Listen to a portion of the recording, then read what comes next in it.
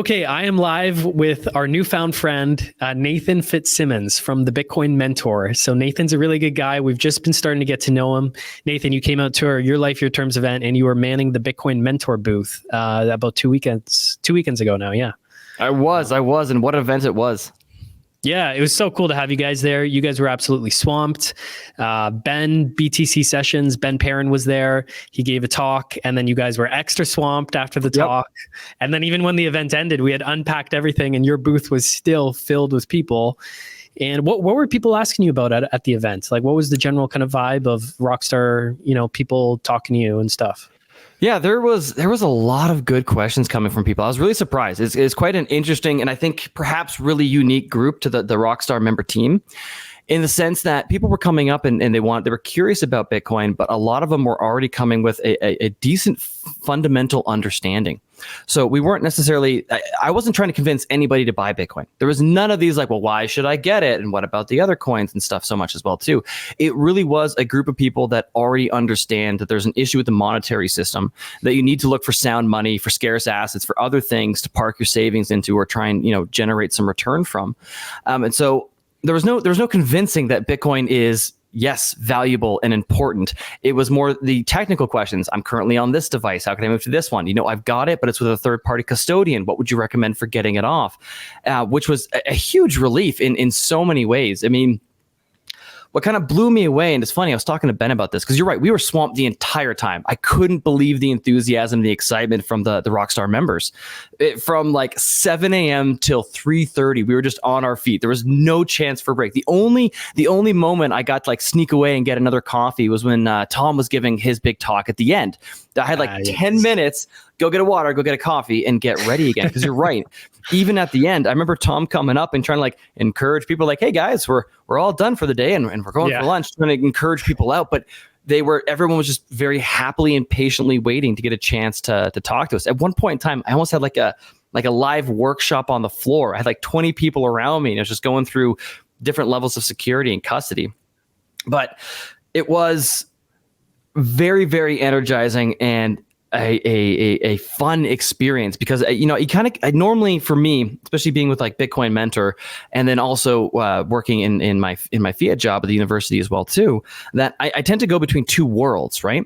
And so when I'm talking to most people, there's like, they know the name, they've heard of Bitcoin before, but like, they're not into it, or they might still think it's for criminals, or it's a Ponzi, or they're not into investing, or it's too high risk. Like, they know just enough to recognize it, but not enough to be at all curious. And I think the really big thing there is that they haven't identified the problem. They don't necessarily know what's wrong, and they haven't maybe felt that pain yet, so they're not really looking too closely.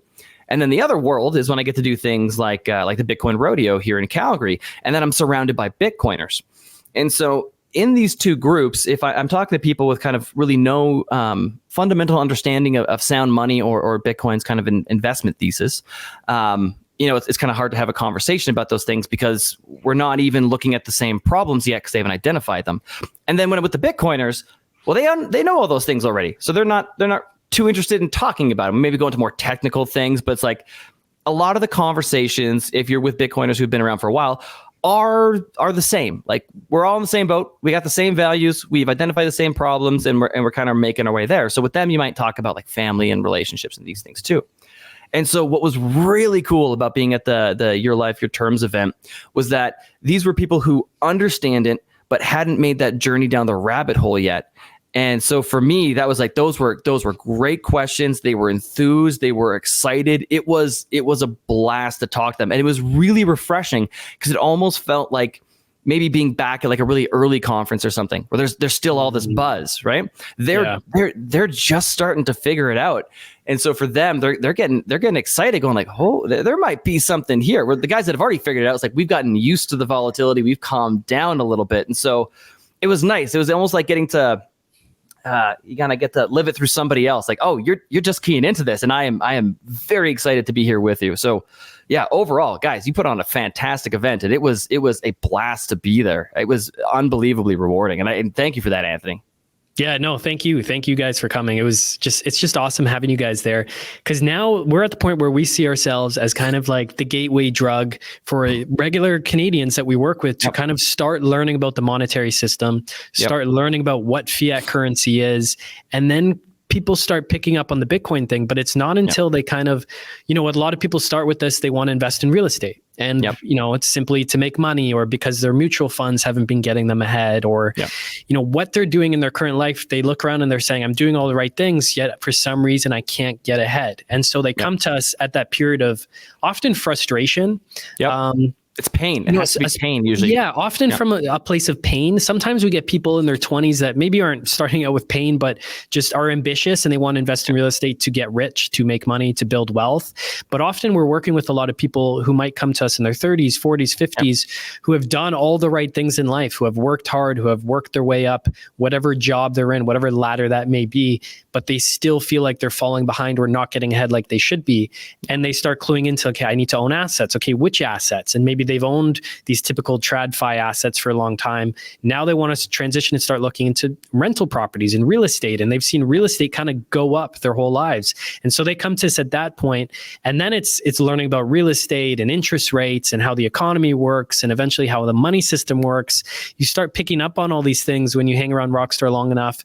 And then you get to a point where you see Bitcoin and you're like, oh, this can be a potential solution to some of these things. This can be another hard asset I can invest in. This can be a good way to store liquid savings, maybe in between buying properties. So we kind of see ourselves as like a bit of a gateway now into learning about these things like Bitcoin, but it's a long journey to get to the point to even identify what the problem is and that there is a problem and that this could be a potential solution, So absolutely. It's the, and I was thinking about this morning, with any kind of complex system, if it's working, no one notices and no one cares, right? They just kind of go about their day and just kind of take for granted that the fact that it's working. If you came home one day and flicked on the switch and all of a sudden there's no lights, well, now you got to start doing some investigation. And while, I don't want to take a kind of like it's a pessimistic view, right? There's so many positive things that we can't talk about it, but realistically, no one starts to examine the current monetary system and what's going on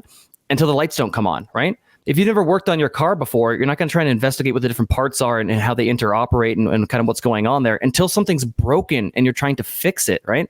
So you need that motivation, particularly with something as complex as like economics and the global economic system, the monetary system.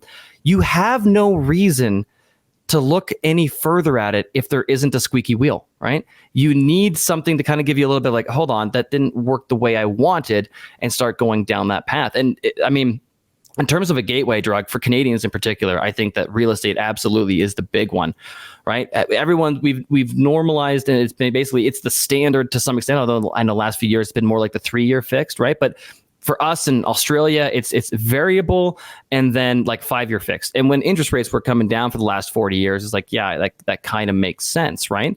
But everyone's gotten very used to taking, and looks like there's going to be more on the horizon, high levels of leverage debt in order to get into a home, which, not to step on toes, but I probably will a little bit. I would still make the case that a home is not, a second property, rental property, different case, but your primary residence really shouldn't be an asset, right? It's a durable consumer good. You're going to consume it, right? You got to repaint it. You got to fix the walls. Kids wreck the carpet. We got to fix it up as well too.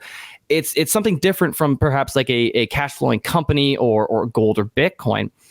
And as Canada, because we never really got the correction in 2008 that the US got, as that has just gone further and further and further, out there, and we've been leveraging more and more and more and more, and it's getting harder and harder and harder just to have shelter, right? It's just shelter. It's basic, like Haslow's hierarchy. We're at the bottom right now. Food, shelter, right? And it's because we've been fucking with the money, and it's been fucking with the shelter. Everyone's taking a look and going, "Oh, I can't just get a job. I can't just get a job and take care of the basic needs. I've got to now become an investor. I've got to look at how I can manage my funds and these things too." Which from my perspective, from that more like libertarian perspective, great. Because now I have your attention. Now you see there's a problem. now we have something to talk about. Why are things running away from you? Why is it getting harder? And again, because particularly in Canada, with the recent just the levels of immigration versus the housing output that we're doing, the numbers just don't jive, right? We got more people coming in than units that we're building, which is going to then keep pushing up that demand in an already difficult place for millennials and Gen Z. Like, good luck getting a home. It's like, great. Now that I have your attention, there is a problem here. Let's look at the ways that we could fix it, right? And even if people just protect themselves by getting into real estate and never make their way down, they're at least more sympathetic to realizing that there's something wrong with their money, in the sense that, like, you should just be able to save. That's, at the end of the day, that's it, right? You did the work.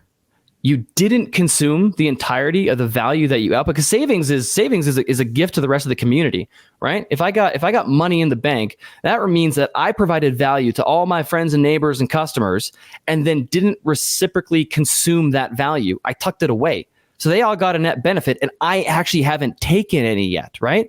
I said, no, I'll hold off for now. And the incentives in that sort of system just is beneficial for everyone around. We're all aligned then to continue to grow and to benefit. But when you can't save, which again, going into real estate tends to be it's most Canadians, I think, saving instrument is their home, right? Yeah. If we had a massive correction in prices, which I don't think that we're going to do, at least in a nominal sense, I can see them coming down in real adjusted terms, but in a nominal sense, if we had a major correction in housing prices, I mean, that's one of the bank's major liabilities. It's everyone's savings. Like, it would be devastating to Canadians.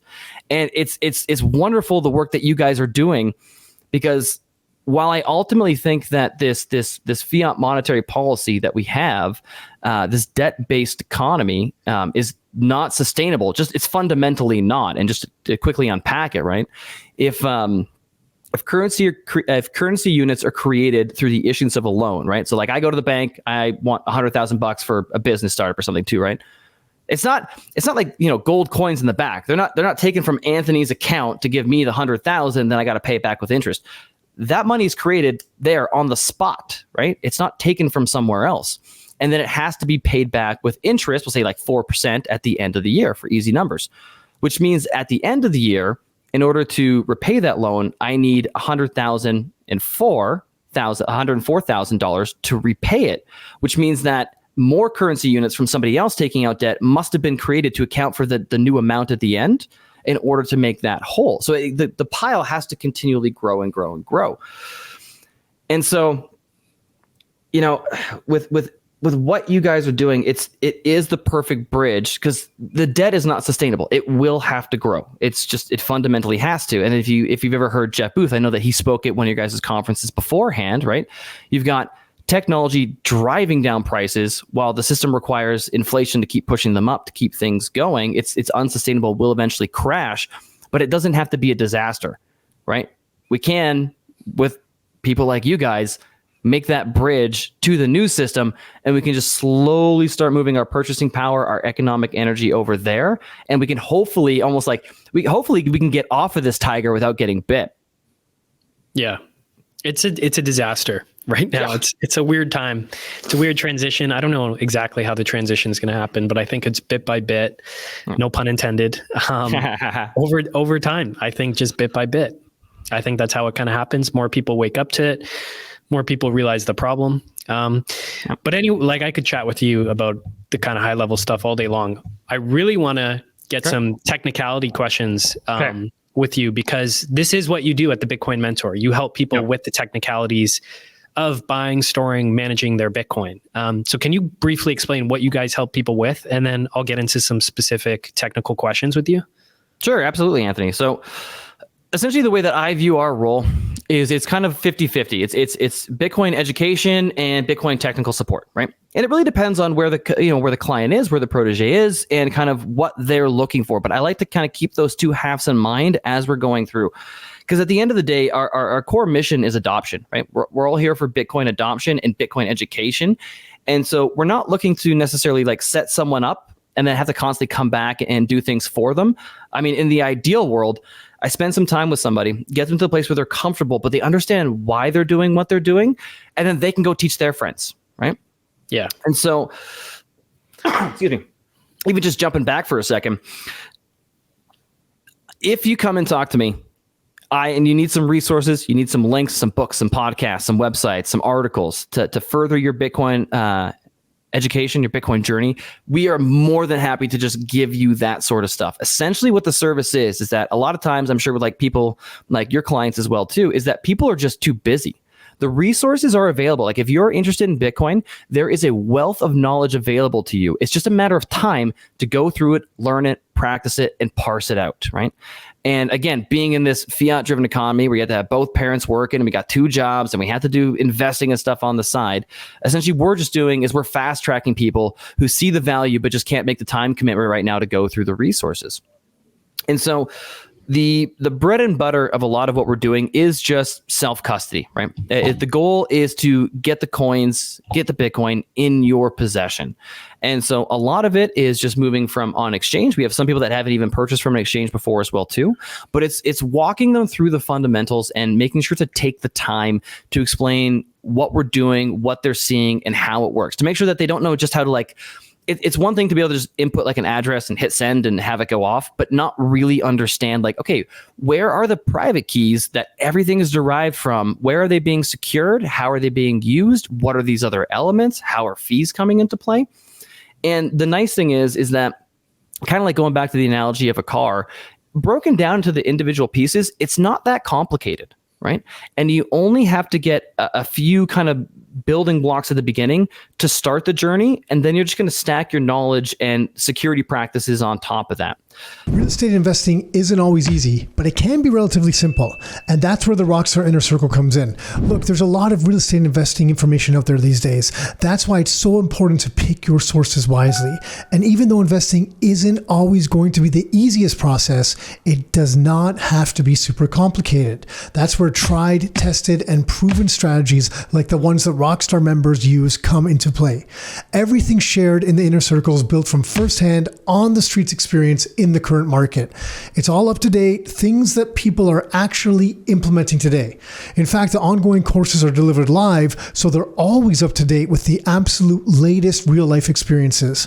As a Rockstar member, get ongoing access to over 20 different systems and programs covering things like which properties investors like and why, our private rental system, what opportunities the investors are scooping up in student housing currently, the legal side of investing, why or how to use corporations as an investor, a mortgage class with the absolute latest options and programs to build your portfolio as an investor, because they're different than a regular home buyer. And there's a whole ton more in all those different classes.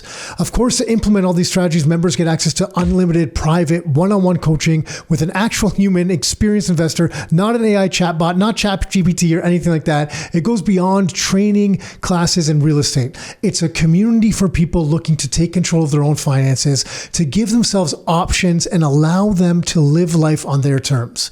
With ongoing live and virtual opportunities to connect, it's built for investors by investors. You can see everything members get at rockstarinnercircle.com/member. It's rockstarinnercircle.com/member. Now back to the show. So yeah, a lot of times it's getting coins off the exchange, getting them into self-custody. We're going to learn how to use a hardware wallet. We're going to use and cold storage with that as well too. We do teach people how to do just mobile hot wallets, which when I say hot and cold, it's just whether or not it's connected to the internet.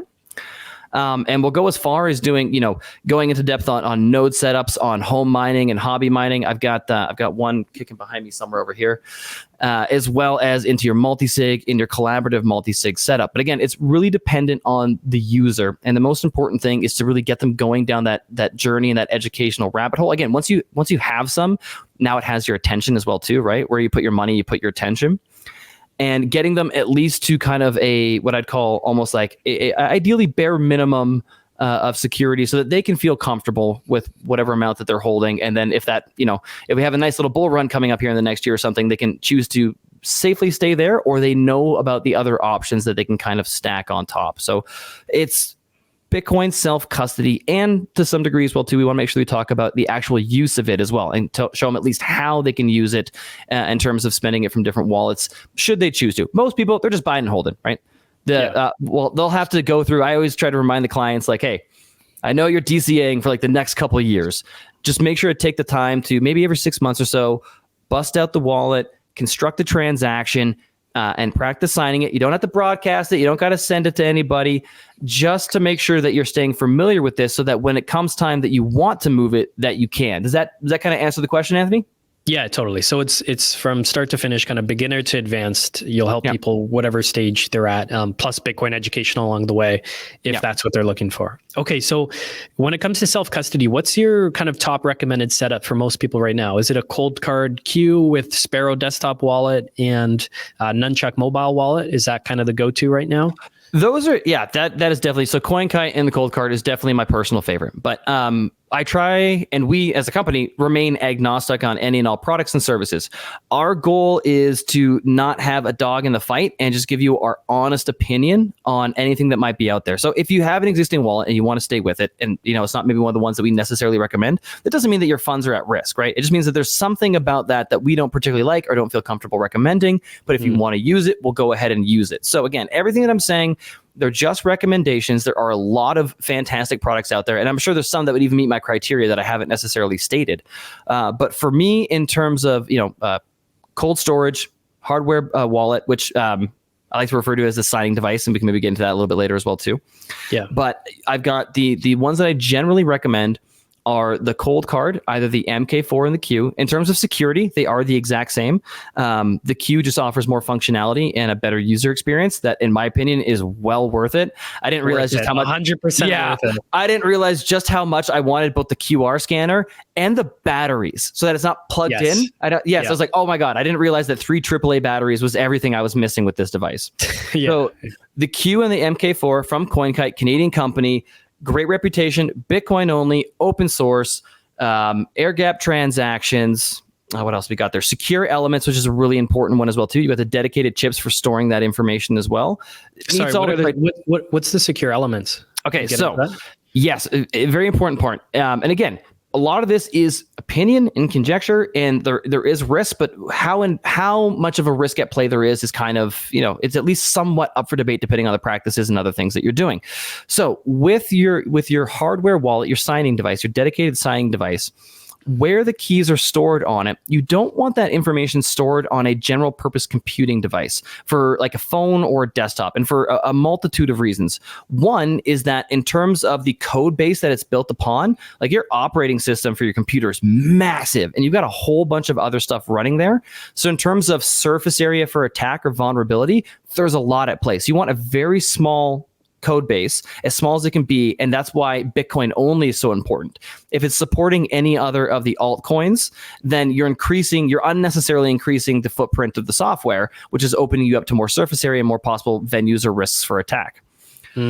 The secure element is a dedicated chip meant for housing secure data. It's not like a general purpose CPU, and it's protected. It's hardened against physical attacks, because if your private key information is stored on a general purpose computing, that information can actually be physically extracted if someone gets a hold of the device. And so secure element is basically just a dedicated chip meant for housing the most important information. And you've got one with the so in terms of recommendations, the top 3, I usually go with the cold card from CoinKite. You've got the Passport from Foundation Devices, also Bitcoin only, air gap transactions, reputable company, secure element. And then the other one that I also recommend, which is a little bit more on the affordable side as well too, if price is a bit of a constraint, is the Jade from Blockstream. Now this one uses a virtual secure element, so they're kind of doing the same thing with encryption in their own servers, but still, Blockstream is a highly reputable company. It's air gapped, Bitcoin only. It meets the criteria that I'm comfortable recommending that one as well too, right? Yeah, and by the way, when I say air gapped, that one might not be familiar for everyone as well too. Essentially, what I'm saying is that the device is never directly connected to a internet-enabled computer or phone, right? It's never hard lined in. All the information is being moved over some different medium, so that there's not this two-way communication that we can't necessarily control. Yeah, totally. Yeah, the Blockstream Jade seems like just a great option for someone that's just not willing to pay the few $100 more for the, Passport or for a cold card product. It just seems like a kind of great entry level one, kind of comparable maybe to like Ledger pricing, but a lot better because it's Bitcoin only, because of the air gapping, because of those other functionalities, right? Completely agree. Yeah, it's. Yeah. Do you ever play guitar or anything? Do you remember those like guitar starter packs that had like a Squire and a tiny little amp? It's kind of everything that you needed to get going, but it wasn't necessarily like the high end for when you like really get into music or something as well too. Is that the Jade? So if you're going to use the Jade and you're going to use Green Wallet, you're not going to have the full control and see necessarily everything that you would with something like, a cold card on Sparrow. And you can use your Jade on Sparrow. It's not that you can't, but in terms of like getting going, it is if you're price sensitive, it is a wonderful user-friendly starting point, right? It's a very simple, intuitive, nice kind of layout, walks you through its starting point. So yeah, I would agree with that. Okay. Can you explain how the hardware wallet, aka signing device, works with another desktop wallet like Sparrow or Nunchuck, which are watch-only wallets? Can you kind of describe that relationship for people? Yeah, and let me just back up for 1 second too, because it's kind of like it's the natural specialization as complexity and engineering things and entrepreneurs get into the space. Because originally everything was just in Bitcoin Core, and so now most times when people refer to Bitcoin Core, like the Bitcoin client, they're kind of just looking at it as a node, as a server. And the reason that I bring that up is because over time, we've started to kind of separate out the roles involved in the Bitcoin network and using Bitcoin and specializing or building special purpose devices for those. So with that as well, too, what your signing device is doing, and again, this used to all be in kind of one suite. Your hardware wallet really has two purposes, maybe three, depending on how you define them. It is your beacon of truth. So it is the kind of final arbiter on what is the correct information.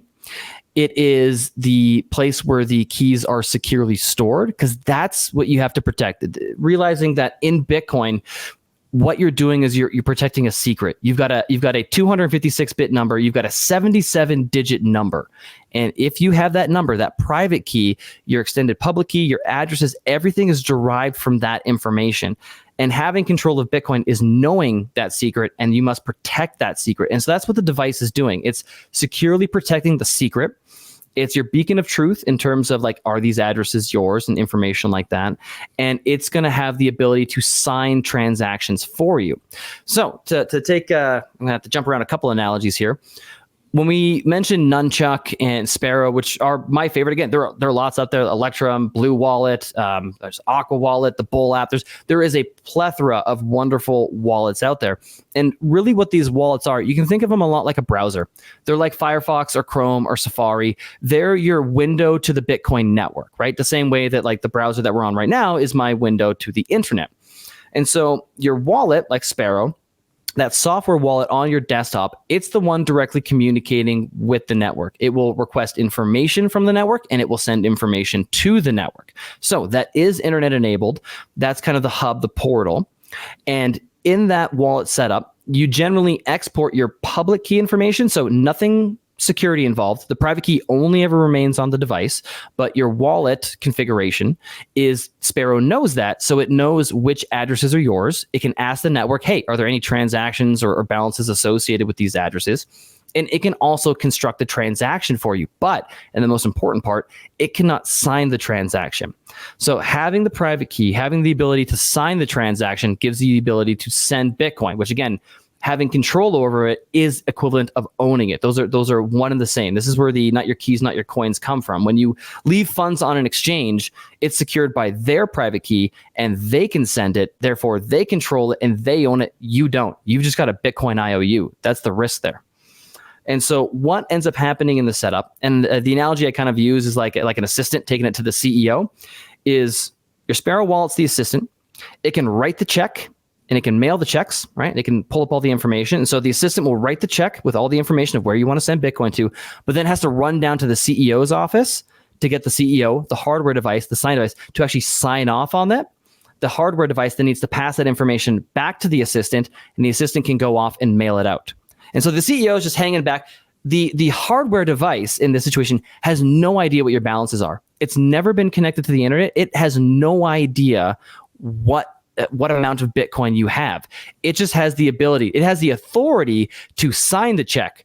But in terms of everything else going on with sending that money off, building that check, writing that check, the wallet software, the assistant is dealing with the rest of it. Does that analogy kind of make sense? Yeah, what a great analogy. I love that. That one's going to stick with me. Really quickly, so your hardware wallet, does it actually contain the seed? It contains the keys? Or like, is there an analogy to kind of describe it? Like, are the seeds stored on the device? Is it just, does it contain the secret that is the seeds, but the seeds aren't like on the device? So it contains the seeds. They're all on the device. You can think of your hardware wallet as the purposely constructed vault. There's different elements and other things that these manufacturers are doing to really make sure that this is tamper resistant, tamper proof, essentially, that nothing can get in there, that everything is protected. But it's essentially your vault for your private key stored away in the mountain that also has the ability to show you your addresses, as well as, hey Nick, as well as sign the transactions. Now, you brought up a very, very important nuance and a really important thing for people that are new to the space to recognize is that whenever you set up a wallet, whenever you get started in Bitcoin, you're going to have these seed phrases. It's going to give you this recovery phrase as you go through as well, too. And so if you've gone ahead and you've got everything set up, you'll have your private key on your hardware device, and you'll also have the seed phrase. Now, I really can't stress this enough because it's really important in terms of physical security.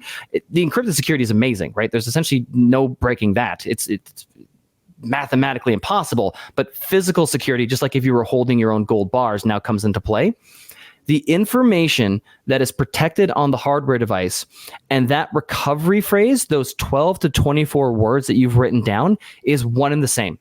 They are the exact same information. What those words are, they come from a list of 2,048 words, and they translate to that 77-digit number that's stored on your device. So if I have your device and I have your PIN, or if I just see your words and I memorize them, I have your Bitcoin. That is one and the same. I could take those words, putting into any other wallet, see the balance, and I'd have the ability to sign and could take your funds. So you must treat them with the same physical protection, physical securities, make sure there's no prying eyes on either one of those. Okay. Can you describe how these words came to be, like the, BIP 39 words, the list of 2,048 words, and you kind of mentioned it along the same lines of how encrypted, there's no way, it's like mathematically impossible that everyone can ever break that encryption. Can you kind of describe these different things?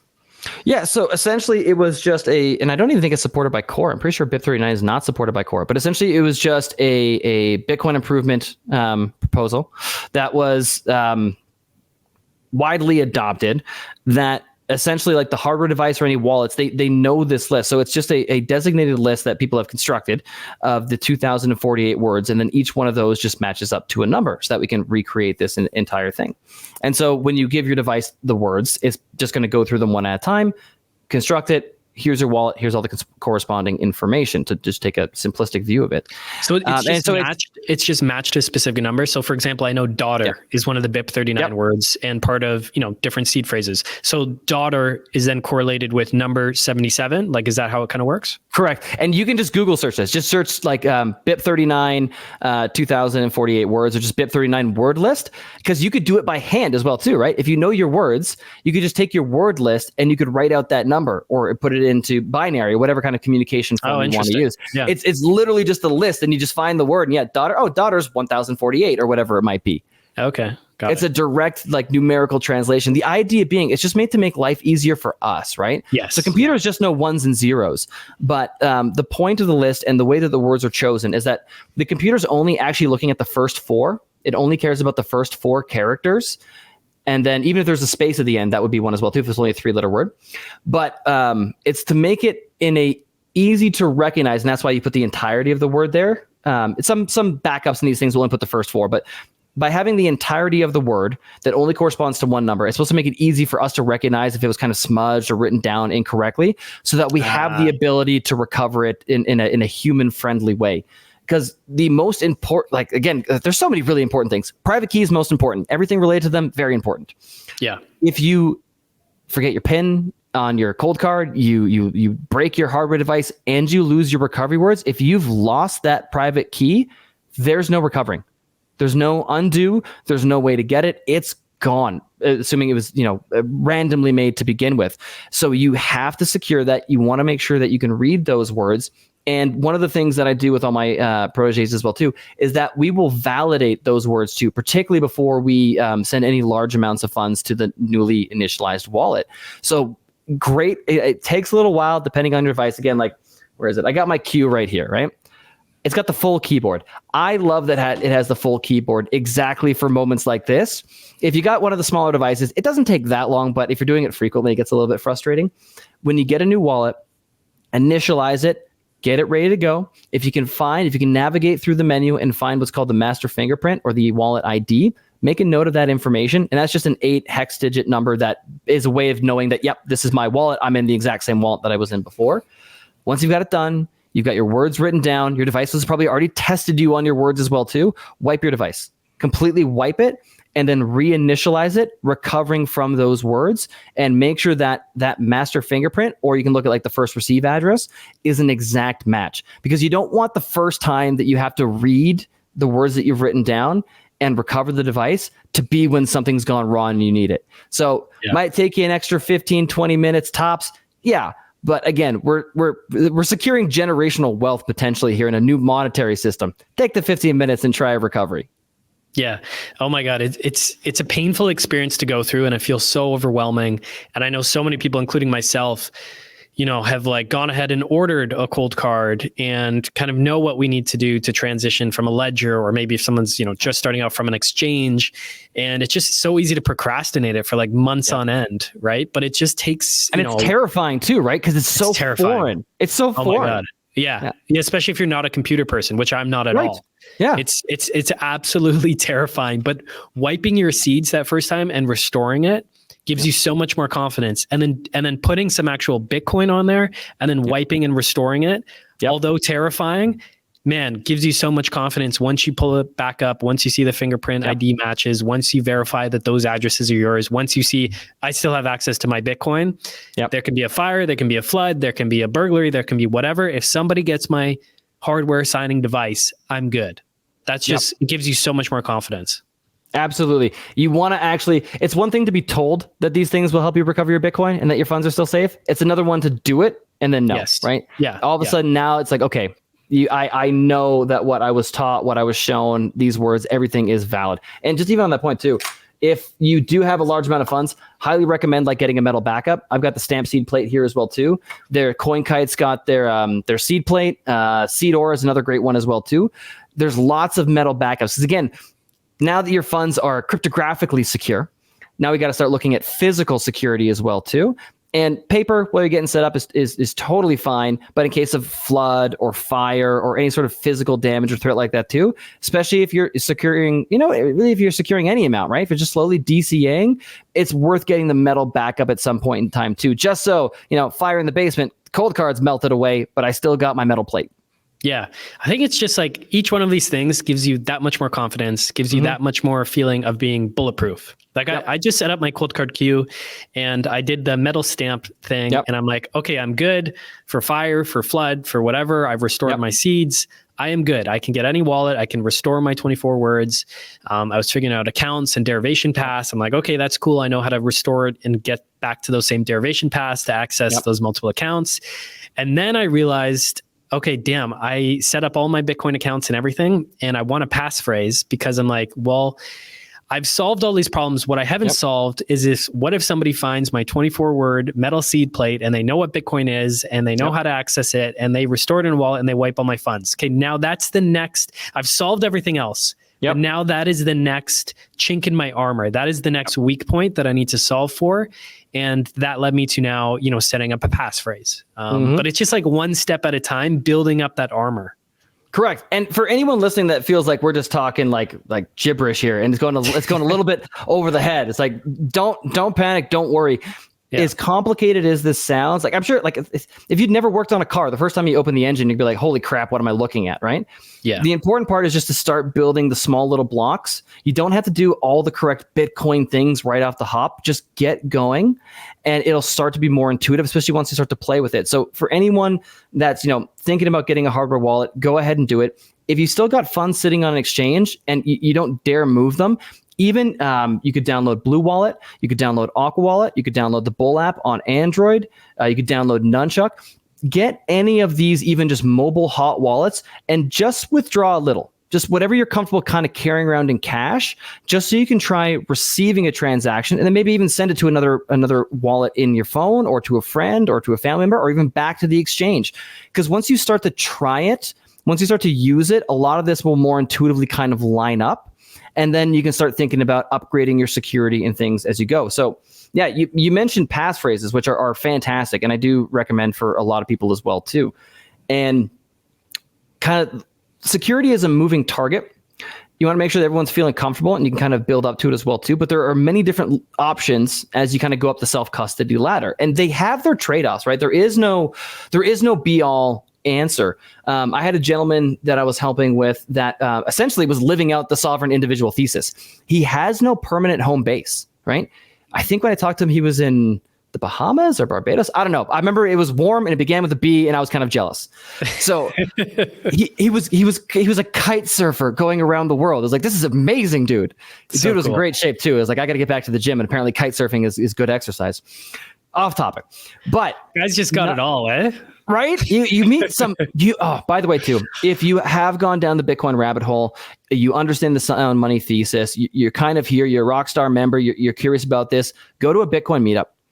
The meeting people in the space is unbelievable, and you become the fastest of friends. Like Anthony and I just met at the Rockstar event, just immediately connected. The first time I met the team from Bull Bitcoin, it's like, okay, now we're brothers, right? Like you're so value aligned and have such a shared understanding that you go from small talk to great friendships in no time. So anyone that hasn't checked out a Bitcoin meetup, highly, highly recommend. Anyways, getting back to the fun story here. So he doesn't have a home base, right? He's just renting and moving and kind of constantly on the road. So he doesn't have a place to secure his hardware device, to leave it essentially. He doesn't have a place to just leave his seed plate, that like a home or home safe. And so now we have to start building in different systems and different ways of controlling his funds and keeping them as well too. So something like a passphrase really comes in handy in that sort of a situation. And to just expand for anyone who's curious about it, if you've got those 12 or 24 words that are your recovery phrase, they're your Bitcoin key. The passphrase is like adding a 13th or a 25th, and you can almost think of it as like creating a back door, right? So you'd have your seed phrase, and you'd have this little extra, like the secret word that would open up a hidden passage and would reveal another wallet in the background that then has all your funds. And so the benefit of this being is that if somebody, and you could even leave like decoy funds. So if you had your cold card and it has your seed phrase on it, and you have your seed plate there, and if someone saw your recovery words, but they didn't know your secret word, didn't know your passphrase, they wouldn't have access to the funds. Even if they unlock the device, they're still missing one piece of the puzzle to access the wallet that's actually holding anything.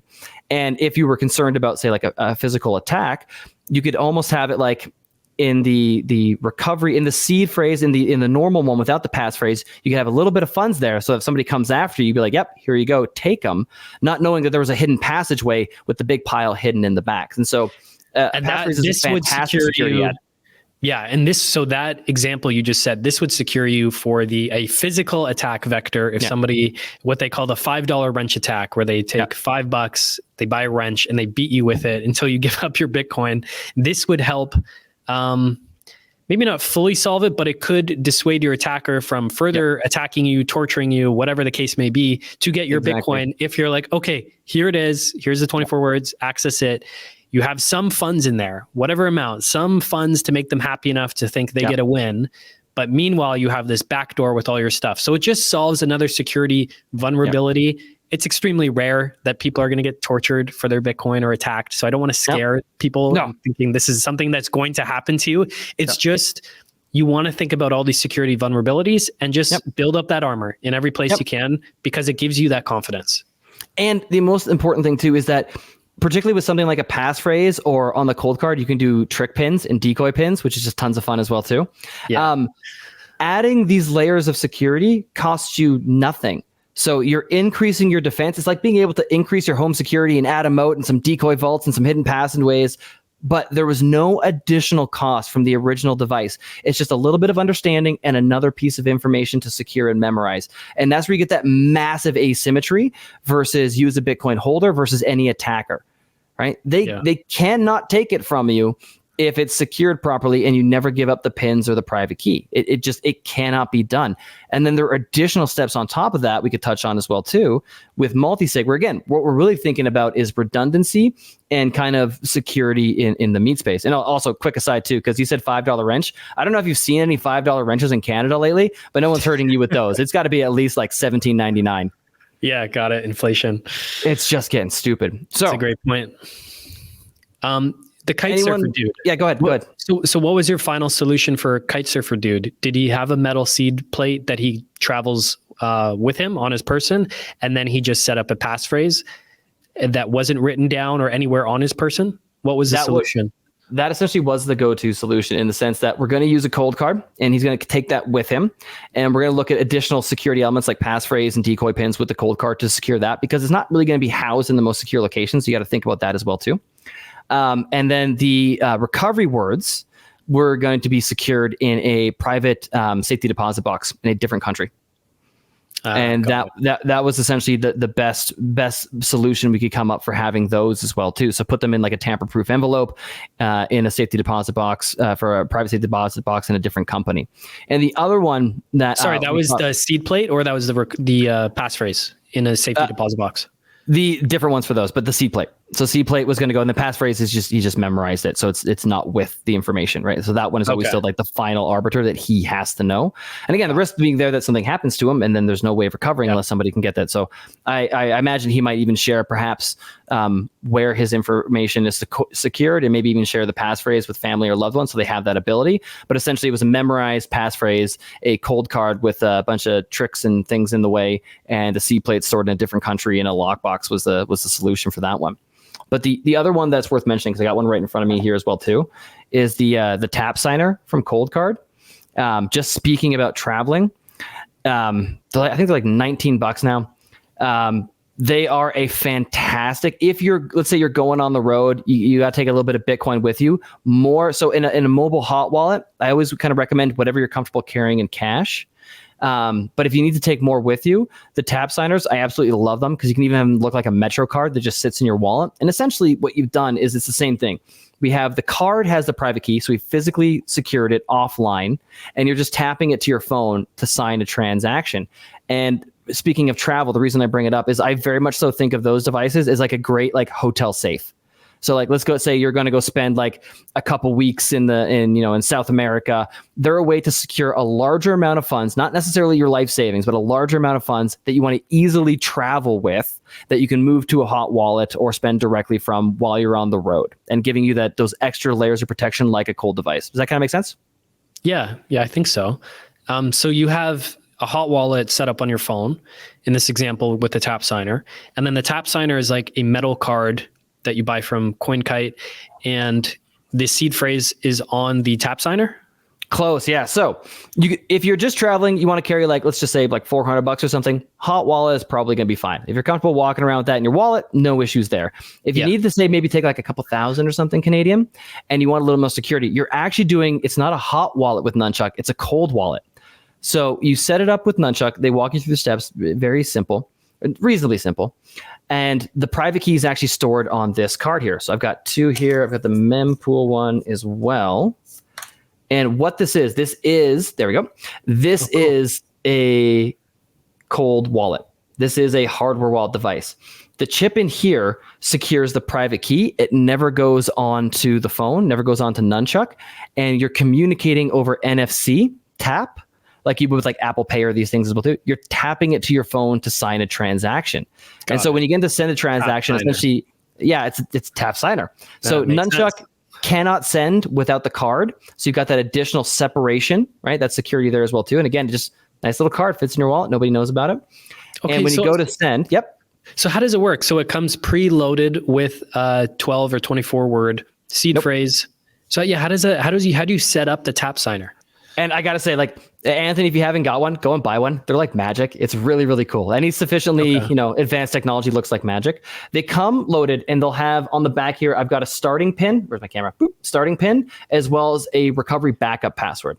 So for these ones, you don't get the 12 or 24 words. What you get is an encrypted file, and there's a password on the back that can decrypt that file should you need to recover it. And the nice thing is if you've already got a cold card, you can actually recover your tap signer in your cold card, never moving the keys to a hot wallet. Your cold card can act as your tap signer with that backup password written on the back and the encrypted file that you'll get when you initialize it.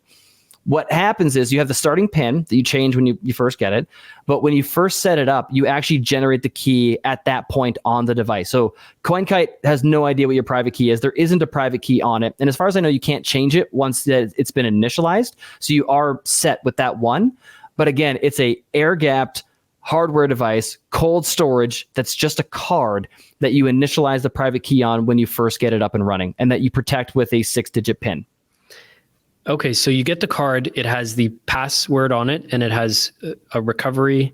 Sorry, what did you say, a recovery? Yeah, so the card, when you initialize it, you'll create basically an encrypted file. And honestly, you can save it on your computer, you can put it on an SD card, you can email it to yourself. I'm not worried about anyone decrypting that. And again, I wouldn't put life savings necessarily on it, but you'll get an encrypted backup file. And then the card itself has I think it's a 32 character hex number. That is the decryption. That's the password to decrypt that file. And so if you ever need to recover it, you've got this file saved, and then you've got this giant password to decrypt it. Okay. And at the initial setup is when you will put the private key. You'll create the private key at that point. Then it resides on the card. And so, for example, when you go to spend, what you'll do is you pull out your wallet, just like you would like a hot wallet, pull up Nunchuck. You'll want to send a transaction. You tap the card to basically unlock it and put in your PIN. And you basically have to pass the transaction to the card and then pass the signature back. So I believe you have to tap it twice. You have a signed transaction, same as like moving from an SD card to your cold card or using a QR scanner, and then Nunchuck can fire that off. They are very cool, very powerful little devices, especially if you're on the road. So you have to tap it just to like unlock the funds or the screen in a mobile wallet in the first place? You'll have to tap it to give basically the transaction information to the card, and then you have to, I believe, tap it again to then put it back. Okay. Put the signed version back. So you have to tap it twice during the sending process. Okay, got it. Yep. And then to actually set up the tap signer, so you get the card, you order it from CoinKite, and then are you setting it up using a desktop wallet like Sparrow, or are you setting it up using a hardware signing device like a cold card? Like how are you actually setting it up? So the unfortunate thing, and I still don't know why why manufacturers aren't doing this, is your laptops don't have an NFC chip, generally speaking, right? They don't have the ability to talk over NFC, and this is an NFC only device. And so generally speaking, you'll set it up with Nunchuck on your phone, because your phone has an NFC antenna. And so it is the one that communicates with the card. And you actually can buy them for your computer as well, too. I know that CoinKite sells them as well, too. You actually can buy an NFC reader for your computer, and then you could do it with Sparrow, and you can use it on your computer, but you need that NFC antenna to be able to communicate back and forth. And essentially, you basically tap it, set it up, you use the starter pin, change the pin, create a new key, tap it, put the key on there, and then you're good to go. Okay, so you get a an NFC-enabled mobile wallet like a Nunchuck. Yeah. Yes. Or maybe some other ones that have this functionality, the NFC. As far as I know, it's like, I believe it's like there's enough information in the API kit to develop it, or whatever the word is. But I only know of Nunchuck that supports it. So I would like more wallet software providers to add this feature, but the only one I'm available of currently is Nunchuck. Okay, so you download Nunchuck to your phone, you open up Nunchuck, and then you tap the tap signer onto your phone, and then it walks you through the initialization setup. Yep, it'll walk you through changing your PIN. It'll walk you through the initialization, and then you've got a easy to carry, on the road, discrete hardware wallet to secure your Bitcoin private key.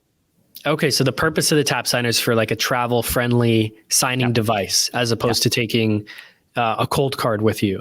Exactly. It's discreet. It's easy to carry, easy to move anywhere. No one's going to think twice about a card in your wallet. It's giving you a step up from having to use a hot wallet, having to use an internet connected hot wallet on your phone directly and securing the private keys on your phone. It's giving you some extra security, separation, and a backup as an alternative. The downside being, like, one of the biggest drawbacks why I wouldn't want to have a large amount of funds on this device is that there's no screen, right? So when the cold card shows me a transaction, or if I want to validate an address, I have that option. I have no screen, so I have no way of validating the information that the tap signer is using. So for me, yes, it's like, I think of it as like medium funds. If a hot wallet is small funds, tap signer medium funds, and then I've got the dedicated hardware signing device, the Jade, the Passport, the cold card for the vault. Okay, cool.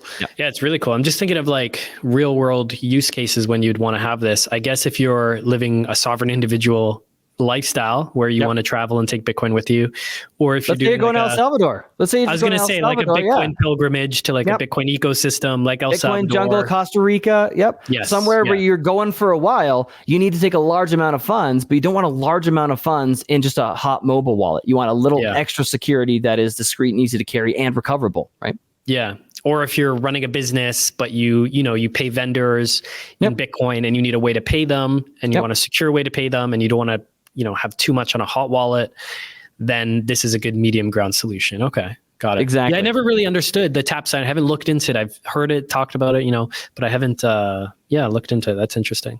10 out of 10 get one. They're really cool. Yeah, that is cool. And I actually am going to Bitcoin Jungle in Uvita in November, about a month from now. And I really want to check out. Yeah, I'm pumped. So maybe I should get one for that. Well, it's the perfect reason to get one and try it and play around with it. Yeah, totally. I think I have to do it now. Okay, can you explain one quick thing that I was thinking of that someone might be stuck on or not understand? Is Bitcoin actually stored on your hardware signing device? Where is the actual Bitcoin stored? So, and this goes back to the earlier comment about the wallet software, like Nunchuck that we were talking about, like Sparrow on your desktop, that is a browser that's communicating with the network.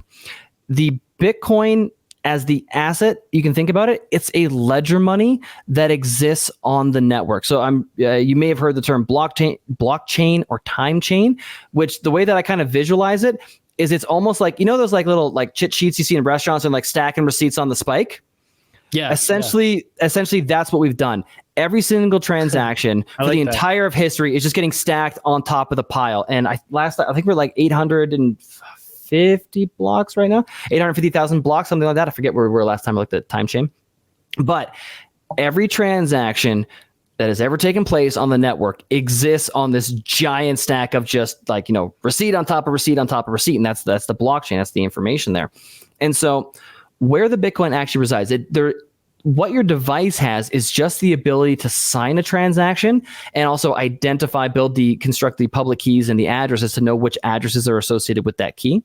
But your device has the ability to sign and send a transaction and give you some information about it. The Bitcoin itself resides in the transactions on the network. So when I open Sparrow and when I open any software wallet and I give it a wallet setup, I export my wallet, I give it a public key. What it's doing in the same way that like when you put in a URL and then it goes and asks the server to give you that website information and pulls that back, that's what we're doing it. We're giving it some information like a URL, like a website address, and saying, hey, can you ask the network if there's any transactions associated with these addresses? It goes to a node, which is the Bitcoin equivalent of a server. It is a server. It asks a Bitcoin node that has the entire transaction history. Hey, can you give me any information associated with this account? And so that's why with those words, with your hardware device, any software wallet, anywhere in the world, you'll be able to access your Bitcoin and see your balances and see your entire transaction history, because the transaction history is not saved on the device. The devices are querying the network. They're asking the network, is there any balances here? Is there any history associated with it? Does that answer the question, Anthony? Does that kind of cover it? Yeah. What's going to the node, to the network? Is that the XPub, the public key, or sorry, you're talking about the private keys going to the network to ask if... So the private key never leaves your devices. It's always going to be secured on your devices. We're going to take the public key pair, which has your address information, and put that in Sparrow. And then I believe what most of the wallets are doing in the background, they're not sharing the entirety of your public key. they'll just start going down the list of all your addresses and seeing if there's any balances at those. And when it gets to a point where it's just seeing zero balances, it just stops looking. It just assumes that you've kind of gone in order and stops looking. And so what the network sees is your computer requesting information regarding one address, not all of the addresses that you control, but just one address. So private key can derive the addresses. We pass that address information to the computer. The computer will then specifically ask the network, do you have anything at address A? Do you have anything at address B? Do you see anything at address C? And once it kind of stops seeing balances, it stops looking, assuming that you haven't just for some reason jumped down the bottom of the list. And then it shows you the aggregate of all those transactions, inputs and outputs, as your balance in your software wallet. Okay. So as far as the node knows, the node just basically is like the server that you just ask for the information about an address. That's all that they see. Okay. Got it. Private key is on the hardware device, the signing device. The public addresses are allowed to be public. They're like your address for somebody sending mail to you or something, but they don't have the keys to get to that mail.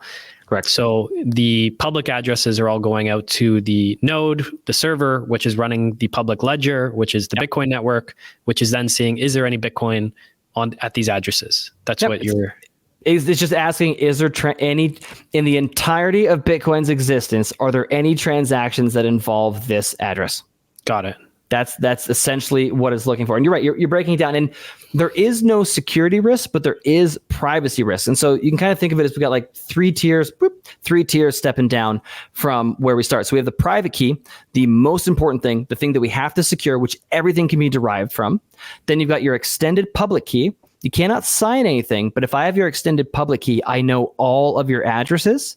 And then you have your addresses where Bitcoin is sent to. And if I know your address, I only know the balance or transactions associated with that particular address. So I can't go from one address back to the extended public key and know all your addresses, can't move up the chain. And I can't go from the extended public key back up to the private key. And so hardware device has the private key, secures the most important thing.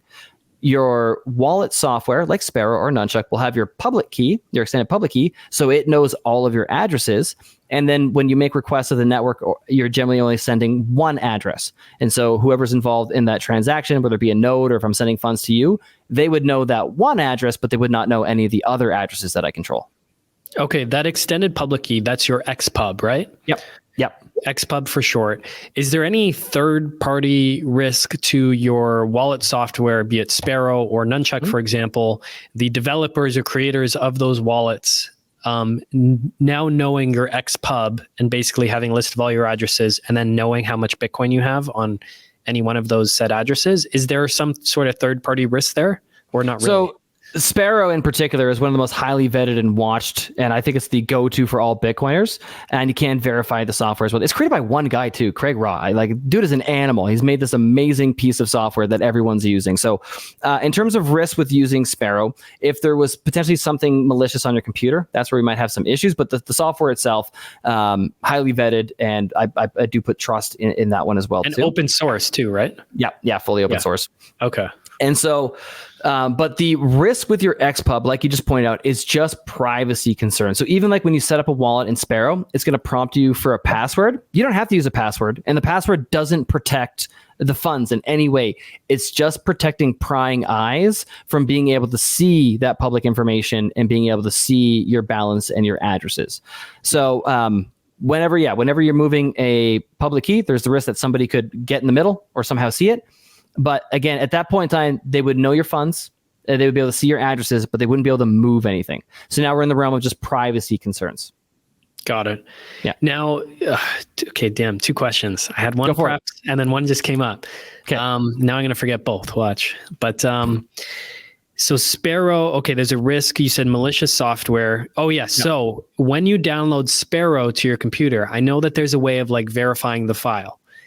To make sure that it's legitimate with no malicious software or some, someone hasn't uploaded a fake version, right? Exactly. That you're downloading that can then not get access to your private keys. I guess unless you set up a hot wallet on Sparrow. But if you're using a hardware device, they can't get access to your private keys, but they could get that privacy information, potentially tie it maybe to your computer IP address, which can have a physical real world location. Yeah. And if they figure out this guy's got a lot of Bitcoin and he lives in this approximate area. Maybe they can put 2 and 2 together and get the $17.99 wrench and beat you with it.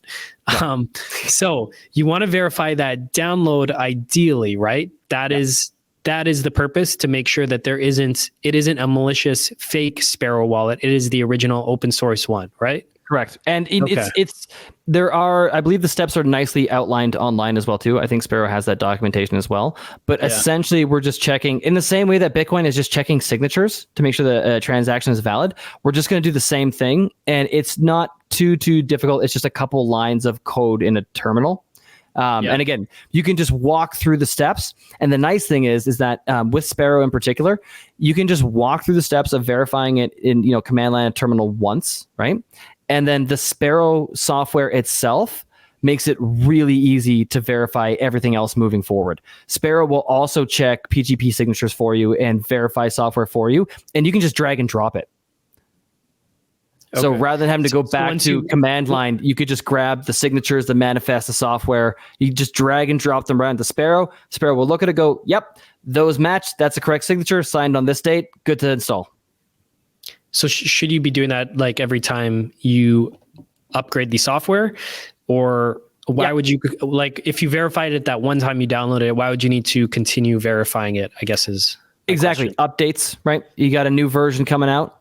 Yeah. And we can download the old version with 2 other pieces of information and just drag them into the current one. And it'll say, yep, that is a valid signature. Go ahead and install. You can also verify like the firmware, the updates for your cold card. Cold card verifies everything on the device as well too. But you could verify firmware updates. You could verify other wallet software. It really does make life easy. And it's a good practice to at least try and experiment with and play with. I mean, whenever we're talking about privacy and security, there's always convenience trade-offs, right? You got to kind of meet people where they are. But that's why I particularly really like the Sparrow wallet to verify signatures as well too, because it's a really easy way and intuitive way to do it, at least for just like the really important things that are associated with large amounts of funds. Yeah. To me, those are just, further steps. Right. It's just more learning, right? Yes. You don't have to do all this day one. Get the coins off in exchange and you're good to go. But you'll find as soon as you start going down this stuff, it is a massive rabbit hole of monetary theory, economics, computer programming, computer engineering, privacy, computer security. Like it's so multifaceted that you end up reading a lot more. Yeah, it's endless. And I guess, like, for me personally, I never cared about anything to do with computers, with computer engineering, anything with security, with cryptography. Yep. And now, because I'm storing a significant portion of my life savings into this thing, it's like you have now the incentive to learn all this stuff and computer security. And I couldn't have told you what a command line was, like a month ago. But now it's like, okay, I need to pull up the command line. I need to do these things. But yeah, unless you're a computer person and if you don't know what a command line is, and just hearing me say that, my advice, I don't know about you, would probably not to be verifying Cold Card and verifying Sparrow from the get-go. Or do you think it's worth doing it from the get-go? It's honestly, it's all a moving target and there is no correct answer. And I also know that those particular downloads, make sure you're getting it from the correct site. So I think it's sparrowwallet.com/download, and CoinKites is, I think, coldcard/document/download. But make sure you're getting them directly from them. But because these pieces of software are so important, they have bots that are constantly monitoring them and checking the signatures, which there was a while back there, I think it's binarywatch.org or binary watchbot that CoinKite put out, actually found one piece of software that they were watching that somebody switched out, and it caught it almost immediately, right? So if you're just getting going, you're just getting started, don't worry about it. It's a moving target. We're building up that skill set. We'll get there. And the nice thing is that, again, this does mean that we're introducing trust, but there are white hat, good guy actors in the space that are watching these really important kind of like code repositories to make sure that no one's messing with it and that the signatures and everything are still valid. And so that hopefully if someone somehow did get in, we get that warning signal almost immediately. Okay, that's good to know. Because even when I hear these, it's open source software, I'm like, I hope someone a lot smarter than me is watching this stuff, because I'm not. I wouldn't know how to verify it, even if it is open source. It obviously gives me some more trust that they are willing to open source it, and that hopefully there are people out there. So it's interesting to know that there's bots actually.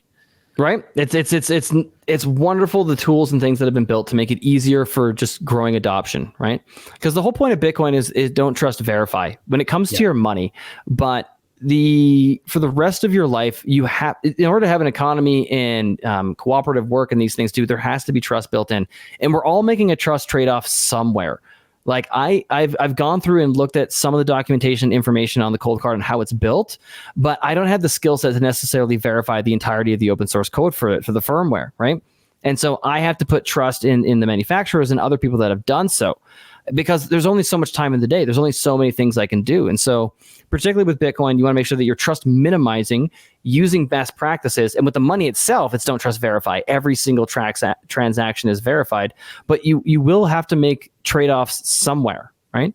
We all have our different skill sets, and we all can't be cryptographers and brilliant software engineers. Yeah. Now, what would your response be to someone who's hearing this or even setting up all this stuff and saying, can Bitcoin really scale if this is what it takes for self-custody? What's your response to that? Yes. And it's funny. I kind of get into a similar conversation talking about libertarianism in the sense that because people can't imagine the way that things will go, they think it's not possible. Like if, for example, if I were to make a case, say for like a completely private education system, no more public school, no more public schooling. They've only known the public school system, so all they hear is I'm getting rid of schools, having no concept of like we don't know how with technology, with Zoom meeting, with scaling, with entrepreneurs stepping into the space, what creative and interesting and potentially better ways of educating kids might come along. You have no idea what you're missing out on because you're kind of stuck with this current paradigm. And so the reason I bring that up is with scaling Bitcoin, there are a lot of options already at play and a lot of the most brilliant entrepreneurs and people working on this problem. And again, we're going to continue to work on it and continue to move it forward. And we have no idea what sort of brilliant things will come. Like Lightning, I remember when Lightning wasn't really a thing, right? It was still not really used, kind of an idea, and no one was really pushing it. Now Lightning is very widely accepted and usable, and that offers a lot of scaling there as well too. And so in terms of scaling, they are kind of right in the sense that we'll see how it goes, but I don't necessarily think that it's going to be on-chain directly. It will probably be built in layers in the same way that the current monetary system, like even just hypothetically, let's just say we're still on like a gold-backed currency. You have gold as like a base layer and then like notes for gold on top and then maybe like a Visa card on top. And you kind of scale that way up from there, where it all still ties back to the original base layer money that is verifiable, scarce, and solid. But I think we will have additional layers like Lightning on top of Bitcoin, like Arc is another one that's very interesting that may or may not need any changes to a soft fork to really implement. And these different kind of communication protocols built on top of the protocol, the same way that the internet protocol, TCP/IP, we have additional protocols built on top of that, which allows for more complexity within the internet. We'll have the same sort of thing happen in Bitcoin. So will everybody in the world own a chunk of Bitcoin, a UTXO? No, probably not. But I think we'll have cryptographically secure ways of having shared UTXOs where you have provable ownership of that and could potentially take on-chain custody if needed, like closing down a Lightning channel. Additionally, other ones out there, like there's the Fedi app, and they're using federated mints as a way of scaling Bitcoin. You've got Liquid Bitcoin, which is a side chain, which really you can think about like it's like a casino token, right? You're putting trust in the federation of companies that are involved to use their casino token, and you can peg in and out as need be. But I like the trust trade-offs for smaller amounts, for small DCA buys, or like using Aqua Wallet, which allows me to use Liquid and Lightning. I find it very convenient for even buying things at like my local Bitcoin market here. But there's a trust trade-off there, but that adds some additional layers of scaling there as well too. And then additionally, Lightning has its once the channels are kind of opened and well set up, whether I don't think we'll necessarily need to go to a fully custodial model, but I think we can do non-custodial Lightning can build up that infrastructure a lot more as well too. And the other thing in terms of scaling, again, what's most important with Bitcoin, what's absolutely most important is that there's no change to the total number, right? The 21 million. And that, once you kind of go down that rabbit hole, is understanding what the game theory is playing into why the nodes are running the software that they're running and why they're not interested in changing or forking to going to somewhere else. And so we need to maintain the scarcity and the decentralization of the nodes kind of first and foremost. And we can build speed on top of that. We don't have to, and realistically, when we're talking about scaling, you got to make sure that you're separating scaling in terms of individuals versus scaling in terms of value, because there is no throughput limit to the value that Bitcoin can hold and it can move. And that is unbelievable when you compare to any other sort of final settlement transaction. You can move currently, and it's going to scale you can move billions of dollars on a Sunday night in 10 minutes for less than $1, and it's final settlement. So there is no bottleneck on the value throughput of Bitcoin in blocks every 10 minutes. You can fit as much monetary power into that network as you want. The scaling, we just got to look at building additional layers and options that still provide the best self-custody for when the rest of the world starts to get on board and transact more frequently, right? Like, I don't think many transactions will settle on chain often. Those will almost be like large, major transactions. Almost you can think between like banking institutions at the end of the month kind of thing, where most transactions will probably be in a lightning channel, just bouncing back and forth. That isn't necessarily ever closed or moved on chain, but still self-custody and fully controlled. So there's scaling solutions that are currently available are limited. The theoretical and the ideas that people are working on are very excited.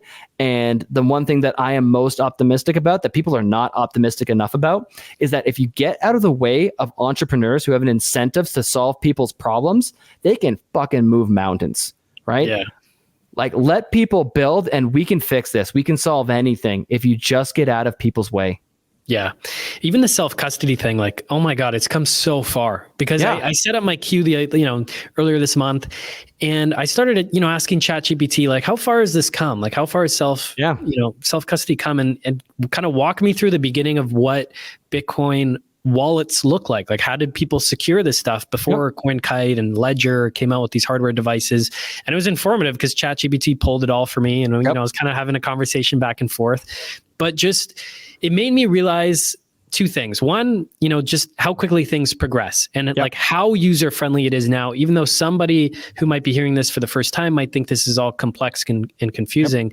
Having these mobile wallets, having a company like Bitcoin Mentor where somebody can jump on a Zoom call with you anywhere in the world to be walked through this stuff, having the multitude of hardware devices available, the tap signer, all these different products. Oh my God, it's come so far, because the original Bitcoin core wallets were...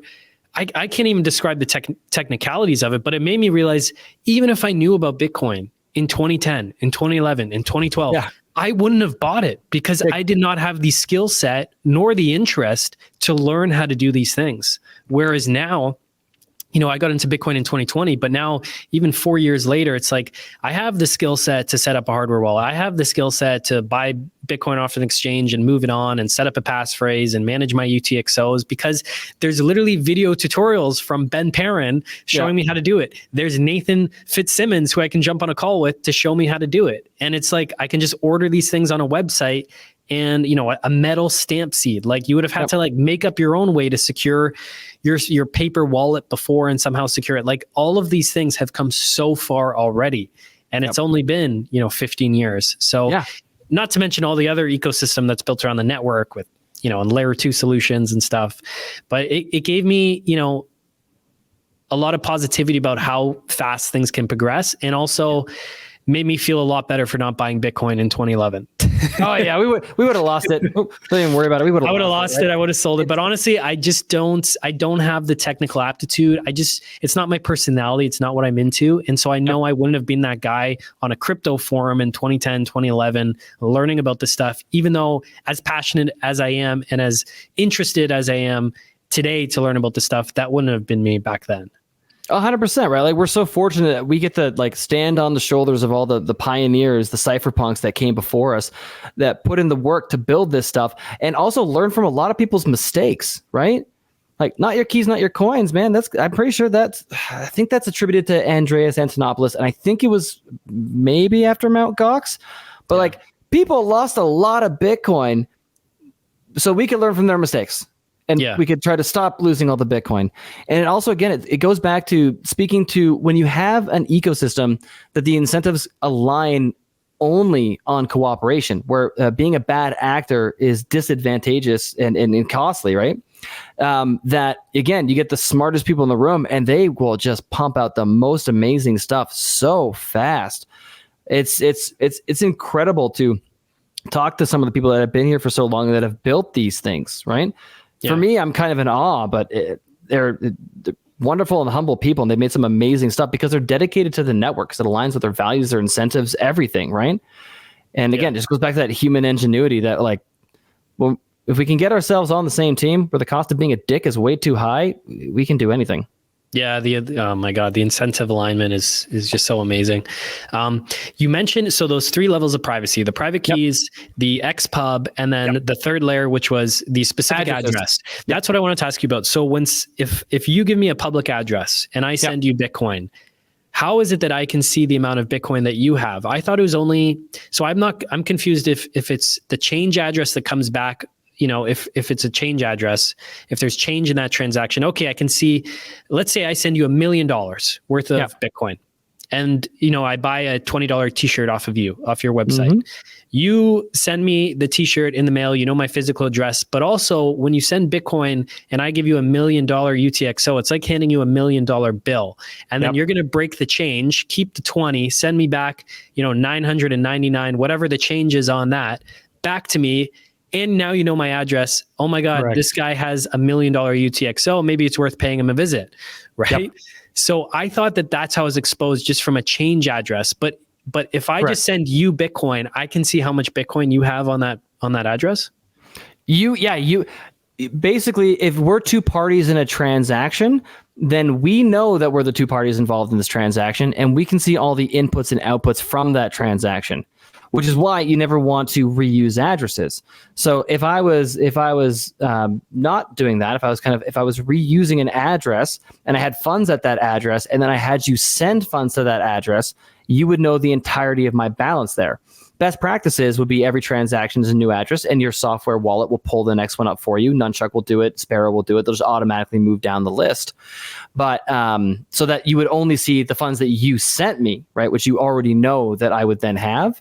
But if I was not following this best practice, if I was reusing addresses, then I identify that I control it by when I basically ask you to send to it. Essentially, you can almost think of it like an in-person cash transaction, that I get to see what you pulled out of your wallet when you hand it to me, and you get to see when I put it in my wallet. And so if I had a giant stack of cash in that wallet as you're handing me a 20, you go, oh, I can see that. And somebody sees that by search, they can search it up just on the mempool. And exactly. If you pulled it up on any block explorer, mempool.space, Sparrow will directly, I think, link to that as well too. You can just click it, and it's kind of fun because you can see the transactions. It looks like an arrow was going to have a couple inputs coming into it, the transaction, then the outputs on the other side. And if it's just us in the transaction, you can see every input and output. So any other additional information associated with those would then be revealed. Okay, so just by getting a new address, now you have no idea how much Bitcoin is on that address because it's a new one. It's just the Bitcoin that you sent me. Got it. Okay. So that's how you solve that problem. That's easy enough. Exactly. Yeah. Always use a new address. Don't reuse addresses. Always a new address. Always a new one. And then also don't take a huge UTXO, like that $1 million UTXO example, right? And then use it to buy something small, because that change address, somebody can search that up and see, okay, this guy's got a chunk of Bitcoin. And especially if it's like an in-person or physical transaction where you're mailing me something, just to protect your privacy. So always use a new address and don't spend money with huge UTXOs. Correct. Yeah. If you're it's just conscious you want to be aware of what you're exposing to the other party when you do a transaction, right? I like to, really, there's no maximum on the UTXO that you can have. It really depends on kind of your needs, right? For a minimum threshold, I say about 1 million sats, so 0.01 Bitcoin, which is about $900 Canadian right now. And that's so you don't have to pay through the nose and fees down the line. But in terms of what you'd necessarily want to keep in your wallet, and this is kind of going into coin management a little bit. Again, if you're just getting going, don't worry about it. We'll get to this later. You'll as your understanding evolves and progresses, and we can look at coin management as well too. But you can think of it as just kind of roughly trying to plan out for the future what kind of pieces you might need, right? So for example, if you have a large piece and your only intention is to buy a Citadel ranch in 10 years, then you can probably just leave it as a large piece, right? Because it's going to be one input, one output. But if you have a large piece and you're planning on buying groceries every day, well, then we might want to look at that because you're going to be exposing that quite often, right? And so you can have different denominations, kind of what you think your needs might be down the road. And again, kind of minimum, I say, is about a million sats to save on fees. And there are privacy tools available that can help you obfuscate your balance from somebody that you're sending it to in a safe and secure way as well, too. Yeah. Got me excited talking about that Citadel Ranch. I just started thinking about a little hobby farm, all the cows I'd have. Dude, it's one of the things too, right? Like people talk about how like they'll never sell their Bitcoin. And to be fair, I have no intention of ever selling my Bitcoin. I will spend it, but I will not sell it. I don't want Canadian dollars ever, but I will buy beef. I will buy a ranch. I will buy things that is time with my kids. There are things like when you're in the sound money camp, when you understand this, it really changes your perspective on savings and planning for the future. And you get that low time preference mindset. And so you will try to produce more than you consume and store that excess value and grow for the future. But that doesn't mean that you'll never use it. There are things, believe it or not, there are things that I value more than my Bitcoin. Those moments will come. One of them in particular is so my wife's ability to spend more time with our kids, right? And so if there can be a major lifestyle change that doesn't necessarily eat all the stack, but means that she can just permanently be a stay-at-home wife, like that's really important to me because we're never getting these younger years back, right? And then, we have a good, couple cycles in, we have a good run. Yeah, that ranch might look a little more attractive, right? Because ultimately, the only thing more scarce than Bitcoin is time, right? And so there are things that may save you time, improve the quality of your time, be meaningful in the way that you spend your time that are absolutely worth spending it. But I'm not buying junk or computers or chairs or nothing, right? I will buy as little as possible. But yeah, I spent Bitcoin on beef. Yeah, that's a good use for it. Mm-hmm. Nathan, I think we can end with that on a super positive note with that. I have so many more questions I could ask you about UTXO management, about derivation paths, all this stuff. I think the best thing to do would be to have you back in a couple months or something like that, if you're up for it. Yeah, let's do it, Anthony. I'm sure in a couple of months too, we'll have lots to talk about and it'd be a fantastic conversation. Yeah, 100%. Okay, so Nathan, do you want to share contact information, somewhere people can follow you, what you do at Bitcoin Mentor, anything? Absolutely. So you can go ahead and you can find us at bitcoinmentor.io. Feel free to send us a quick email, info@bitcoinmentor.io. And I believe there's a page on the website as well too. You can also book a free 15, 20-minute conversation, just like a little discovery call to see if there's anything we can help with or resources that we can point you to. We've got a phenomenal team of mentors. So if you are thinking that you might want some assistance, right? You want someone just basically, and again, the idea is if time is a bit of an issue for you, we're just going to help you get to that kind of more self-sovereign, self-custody position faster, but everything you can find and do on your own. If you do want to meet with us, if you do want to maybe have a session or two, book that original call, book that free discovery call, talk to Mike or myself, because while I would love to work with you guys, and if it fits, great, there are such amazing people behind us that I might not be the best fit, right? We got Ed running our spaces on Twitter 3 days a week. We got JB, we've got Emma, we've got Mike and Michael. Like we have a solid team of, I think, about 15 or 16 mentors. And we want to make sure that we pair you up with the one that is best for you and best for what you're looking for. So please do book that. You can follow us on LinkedIn and you can follow us on Twitter. We do host a Bitcoin Q&A every Monday, Wednesday, and Friday on Twitter Spaces. Open to anybody to come ask a Bitcoin question. We try to get a different guest in as often as we can. Actually, yesterday on Wednesday here, we had Dr. Sean Baker come on. Cool. Yeah, so we're talking a lot about beef and exercise and health. It was a fantastic conversation. Had some great questions from the audience as well too. So anybody that wants to participate in that. And then again, too, if you're new and you just want a little bit of help, like you can hit me on Twitter DMs. You can email me at nathan@bitcoinmentor.io or just the info@bitcoinmentor.io. Happy to recommend books, podcasts, resources. And again, go check out BTC Sessions YouTube channel. Every tutorial you could possibly need is there.